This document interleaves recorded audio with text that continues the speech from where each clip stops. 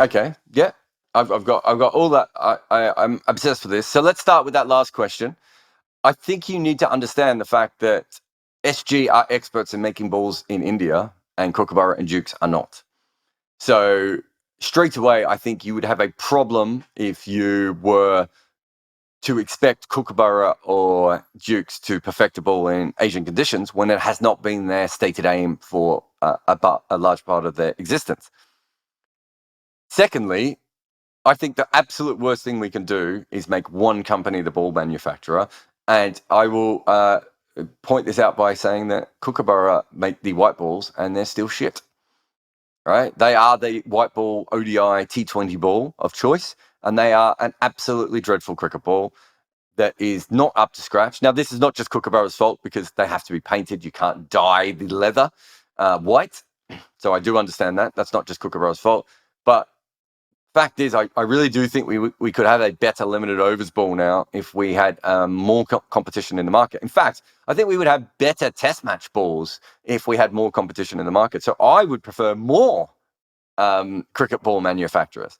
But you have to understand, it was really interesting. I was talking about this with Jeremy Coney, Adam Collins, and I think Nigesh Regani yesterday. We're doing the commentary on this test series, and during the rain break we were talking about balls.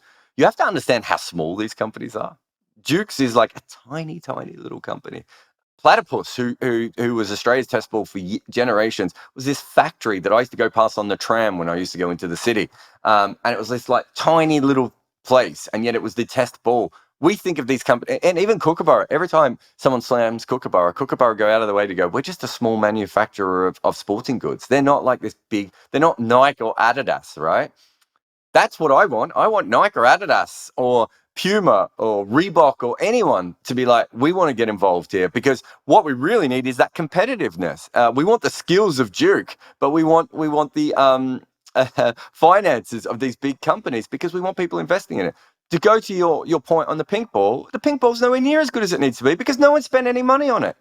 At best, at absolute best, $5 million was spent on research and development of that ball. And it wasn't $5 million. It was probably $2 million. It was probably $1.5 million, right? And that includes shipping people out to the UAE to face it, and, getting Rahul Dravid to face it, and all those sorts of things. We're talking about $1 billion change the pink ball can make. You're taking Test cricket, which is played in the daytime, which gets daytime ad revenues, and putting it in prime time, which would mean prime time ad revenues. The difference there is astronomical of what you could do. The pink ball could literally be worth $1 billion in a 10-year cycle, and we spent less than $5 million researching it. And it's not good enough, right? And we continually do this.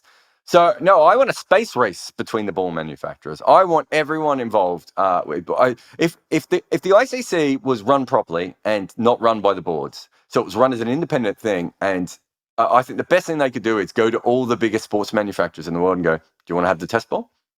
We're going to have a competition. Let all of them pump $500,000 of research into it to see if they can come up with a better cricket ball than what we currently have. Maybe there is a cricket ball then at that stage that can be used on every surface. But yeah, the way that we choose cricket balls, the way that we talk about cricket balls, the way that cricket balls develop, I just don't think it's good enough. And there's some incredible people that work at Dukes and Kookaburra and SG, and we're not backing them with because our sport is not run correctly. Essentially.